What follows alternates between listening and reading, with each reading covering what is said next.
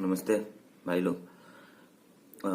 यार कभी ऐसे सबके सामने आके बात करने का मन तो नहीं हुआ, लेकिन आज ऑनेस्टली बहुत किसी एक इंसिडेंट ने, किसी एक चीज़ ने बहुत बुरी तरीके से प्रभावित किया और मन हुआ कि आज आप सबके सामने आके कुछ अपने मन की बातें शेयर करें। और कुछ सवाल हैं जो हम खुद से ही पूछना चाहते हैं, खुद से ही मतलब कि हम अपने आप से उन चीज़ों का जवाब मांगना चाहते हैं कि ऐसी चीज़ें हो क्यों रही।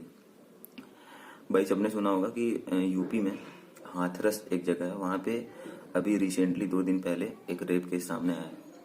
और न्यूज़ में बहुत सारी ऐसी चीज़ें चल रही हैं कि लड़की का रेप किया गया, 2-3 लोगों ने मिलकर किया और फिर उसको बुरी तरीके से उसके बॉडी को डैमेज किया गया, जीभ वगैरह काटी गई। ऐसी रिपोर्ट्स हैं। कहीं पे ये बोला जा रहा है, पुलिस अपना सफाई दे रही है कि नहीं, इतना डैमेज नहीं किया गया था। और ये भी न्यूज़ आ रही थी कि बिना कंसेंट के, बिना पेरेंट्स के कंसेंट के उसकी बॉडी को डिकम्पोज करा दिया गया, मतलब उसकी बॉडी को जला दिया गया वहीं पे उसी के खेत में, ऐसा कुछ था। तो भाई बात हमें ये करनी थी कि एक सवाल मेरा है आपसे। अगर आप भाई हो, मतलब आप एक लड़के हो, तो आप मेरा इस सवाल का जवाब देना मत, मुझे पर्सनली देने की ज़रूरत नहीं है। ये अपने आप से ये सवाल पूछना कि भाई एक बात बताओ, इन सभी चीज़ों का जिम्मेदार कौन है?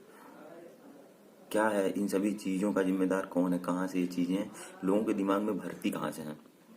भाई एक बच्चा है और उसको अगर हम बचपन से ही रोटी खिलाएंगे तो उसकी पसंद रोटी बनेगी, उसको रोटी पसंद होगी खाने में। उसको बचपन से पराठा खिलाएंगे तो बचपन से वो पराठा खाना पसंद करेगा। तो ये मानसिकता, ये चीज़ें, ये गंदगी हमारे दिमाग में भरी कहाँ से? मुझे सिर्फ एक सवाल का जवाब दो। क्या आप एक दिन अपने बाप के साथ बैठ के उसी लिबर्टी से अपना फ़ोन चला सकते हो जिस लिबर्टी से आप अकेले में चलाते हो? क्या आप अपना फ़ोन एक दिन के लिए अपने बाप के हाथ में पूरे लिबर्टी में दे सकते हो, बिना कुछ भी हटाए, बिना कुछ भी डिलीट किए? भाई लोग, ये मेरा सवाल है। नहीं कर सकते भाई, नहीं कर सकते। इसलिए नहीं कर सकते क्योंकि हम खुद हैं इस गंदगी और इस गंदी मानसिकता के कारण। भाई हमें वही चीज़ पसंद है जो हमें नहीं होनी चाहिए। भाई हमें ना एक्चुअली इसके कारण पे ज़्यादा प्रहार करना पड़ेगा। कारण इसका यही है कि हम अपने दिमाग को वो चीज़ परोस रहे हैं जिसकी ज़रूरत नहीं है। और जब दिमाग को वो चीज़ परोसोगे तो दिमाग भी वही चीज़ मांगेगा आपसे। आप दिमाग को पढ़ाई परोसोगे तो आपका दिमाग आपसे पढ़ाई मांगेगा। आप दिमाग को पॉर्न परोसोगे तो आपका दिमाग आपसे पॉर्न मांगेगा। आपका दिमाग खराब होता रहेगा।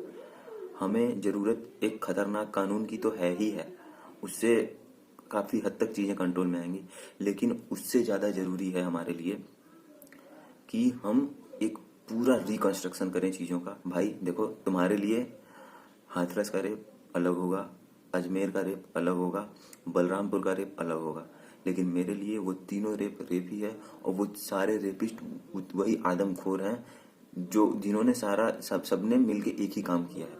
तो आपके लिए राजनीतिक मायने हो सकते हैं इसके, मेरे लिए कोई राजनीतिक मायने नहीं है।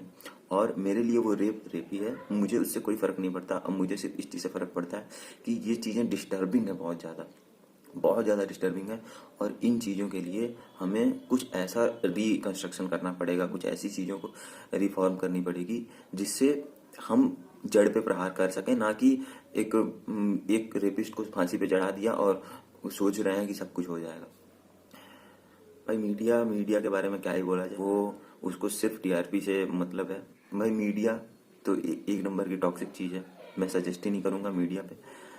हाँ, एक चीज़ मैं आपसे ज़रूर शेयर करना चाहूँगा भाई, और मैं अपनी बात कह रहा हूँ तो आपको लग रहा होगा कि क्या बकवास कर रहा है ये, लेकिन भाई बोला ना कि हम अपने दिमाग को दिखाते हुए हैं।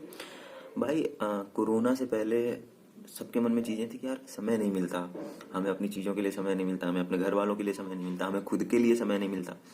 कोरोना इतनी बड़ी पेंडेमिक आई, हमको समय ही समय दिया। इसने इतना समय दिया कि पूछिए मत। मैं आपको डेटा दिखाता हूँ, बताता हूँ। पॉर्न व्यूअर्स के मामले में इंडिया जो है third largest country in the world है। मतलब इंडिया तीसरे नंबर की ऐसी कंट्री है जहाँ पे सबसे ज़्यादा अश्लील फिल्में देखी जाती हैं। ये नॉर्मल डेटा था, लॉकडाउन के पहले का डेटा था ये। लॉकडाउन लगने के बाद वही इंडियंस, वही यूथ जिन्होंने आर पार करने की ठानी है, हमें जॉब चाहिए, हमें हर कुछ चाहिए, हमें समय नहीं मिल रहा था तो हमें समय मिला, हमने क्या किया, हमने सिर्फ लॉकडाउन पीरियड में, पेंडेमिक पीरियड में हमारी ऑडियंस, अश्लील फिल्मों की ऑडियंस, जो अश्लील फिल्में देखते थे बैठ के घर पे, उनकी ऑडियंस में 95% का इंक्रीज हुआ है सिर्फ लॉकडाउन में। तो हम कैसे बोल रहे हैं कि हमें समय अपने लिए नहीं मिलता, हमें समय पढ़ने के लिए नहीं मिलता? हमें समय मिला तो हमने तो कहीं और उसको यूज़ किया, हमें समय मिला तो हमने तो उसको कहीं और यूज़ किया। दूसरी एक इंटरेस्टिंग चीज़, इंडिया के जो व्यूअर्स हैं, इन फिल्मों के, इन वीडियोस के व्यूअर्स हैं, उनमें 44% व्यूअर्स जो हैं वो हैं एज ग्रुप 18 to 24 के। मतलब कि वो उस साइट से एंटर करने के पहले ये बताते हैं कि उनकी एज 18 से 24 के बीच में है। मतलब अगर 100% लोग वॉच कर रहे हैं तो उसमें 44% लोग वही युवा है जो आज कुत्ते की तरह मर रहा है कि मुझे जॉब चाहिए। हम क्या दिखा रहे हैं अपने दिमाग को? सिंपल सी चीज़ है, हमें प्रोटेस्ट करना आता है, हमें चिल्लाना आता है, हमें अपनी सच्चाई अपने अंदर झांकना नहीं आता, और वो बहुत ज़रूरी है। बहुत डिस्टर्बिंग था ये, बहुत ज़्यादा डिस्टर्बिंग था ये। ऑनेस्टली मैं चीज़ों को बहुत फॉर ग्रांटेड लेता था, बहुत हल्के में लेता था, मतलब। लेकिन यार बहुत अजीब सा इंसिडेंट हुआ। मैं सोया हुआ था रात में और अचानक से एकदम नींद खुली और ये चीज़ें इतनी ज़्यादा दिमाग में टू एंड फ्रो कर रही थी, और बहुत सारे थॉट्स आ रहे थे। तो मुझे लगा कि मैं इसको एक्सप्रेस करूँगा। मेरे ही कुछ दोस्त हैं, मेरे बहुत से दोस्त हैं जो इसको देख के मुझे गाली देंगे और बहुत सारी बकवास करेंगे मेरे बारे में, लेकिन ठीक है, वो उनकी प्रॉब्लम है। ये चीज़ बहुत डिस्टर्बिंग थी भाई लोग, कभी ऐसे सामने आके बात नहीं की। लेकिन भाई हमें ये फैक्ट जानना होगा कि इसके कारण, इस मानसिकता, इस गंदेपन के कारण कहीं ना कहीं हम खुद हैं। हम आप अलग करते हैं, मतलब हम भी करते वही चीज़ें, लेकिन हम अपनी एनर्जी को अलग जगह वेस्ट करते हैं। लेकिन हम में से ही कुछ ऐसे हैवान भी होते हैं जिनको मौके की तलाश होती है, और वो मौका मिलते ही वो किसी बहन बेटी की इज्जत नहीं देखते, वो मतलब हैवानियत पे उतर आते हैं। तो भाई सरकार को जो करना है वो करेगी, सरकार जो स्टेप्स लेना होगा लेगी, कानून बनाएगी, लेकिन उसके पहले जब तक हम नहीं जागेंगे, जब तक हम नहीं इन चीज़ों के बारे में खुल के बात करेंगे और इन चीज़ों के बारे में अवेयरनेस जब तक हम खुद नहीं फैलाएंगे, यार हम कल हैं, हम इस देश का कल है। हम ये बोलते हैं कि हम इस देश का कल है, तो इस देश का कल जब हम हैं तो कल का समय भी तो हमारा है, और उसको हमको अपनी तरीके से बनाना है। तो हम अपना टाइम वेस्ट इधर उधर ना करके, हमारी सोसाइटी एक नंगेपन की तरफ जा रही है, उससे हमको बचाना है, और इस मानसिकता को बदलना है कि चीज़ें सिर्फ सरकार के हाथ में है। भाई बदलाव हमारे हाथ में है, बदलाव हमको करना पड़ेगा, और शुरुआत हमसे होगी शुरुआत। तो फिर वो जहाँ तक भी जाएगी, लेकिन एक शुरुआत तो हम करेंगे। पहले हम अपने आप को फिल्टर करें, फिर हम दूसरों से एक्सपेक्ट करें कि वो सही होंगे। हम एक रेप होता है तो हम बहुत गुस्से में आते हैं, बहुत तबाही मचाने लगते हैं, लेकिन हम ये नहीं सोचते कि हम भी अपने दिमाग को वही भर रहे हैं। हम भी कहीं ना कहीं रात को सपना यही देख रहे हैं कि कोई लड़की मिल जाए। भाई ये सच्चाई है। भाई जवाब हमें नहीं, अपने आप को देना कि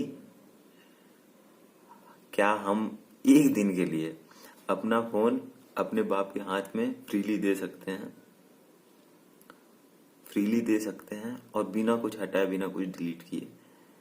नहीं दे सकते तो क्यों नहीं दे सकते?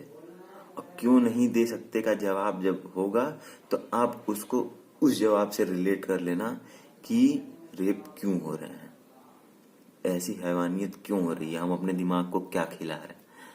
तो थैंक यू दोस्तों, व्यू शेयर किया बस अपना। और आपको अच्छा नहीं लगा कोई बात नहीं, अच्छा लगा तो आप शेयर करिएगा, किसी एक से शेयर करिएगा। अवेयरनेस की बहुत ज़रूरत है भाई लोग। और थैंक यू, बाय।